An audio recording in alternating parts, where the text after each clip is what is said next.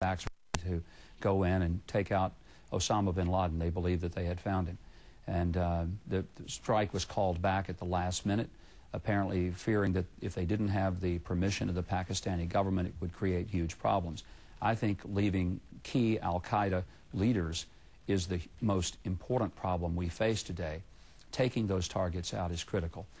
One of the things I want to point out about that article, I spoke about Pakistan extensively back in September, and a lot of people criticized the article saying, you talk so much about Pakistan, and you didn't speak as much about Iran.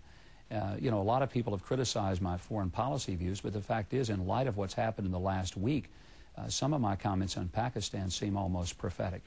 But if, in fact, you went into Pakistan in order to take out al-Qaeda, couldn't you very well destabilize the Musharraf regime and help the Taliban take over Pakistan? Oh, I don't think it would be an effort to destabilize the Musharraf government.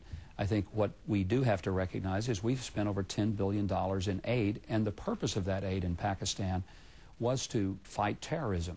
Now, as we kind of look at where that money's spent, we realize that not that much of it has likely gone to fight terrorism in Pakistan.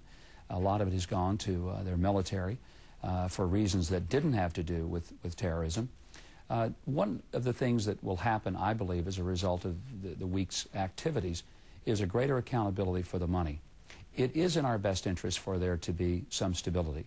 Right now, Musharraf, despite some of the concerns we have about him, represents at least some level of security, more so than if he were ousted immediately. And I don't think it's in the United States' best interest to try to get rid of him. I think Kiani being now in charge of the military is a good thing, because clearly he's stable.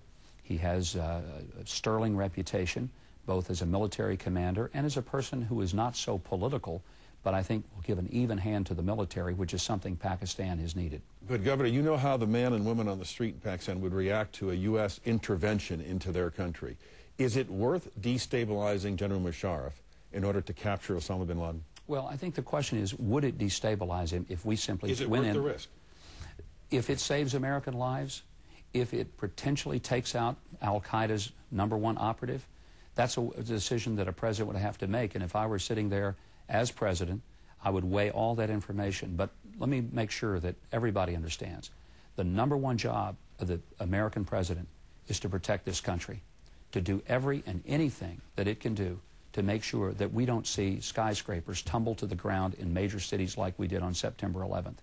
Whatever we must do to protect our sovereignty against those whose ideologies are so extreme that they would do something so cowardly and so dastardly as to take thousands of innocent lives in that kind of terrorist action, yes, sir, you better believe that I'll do anything necessary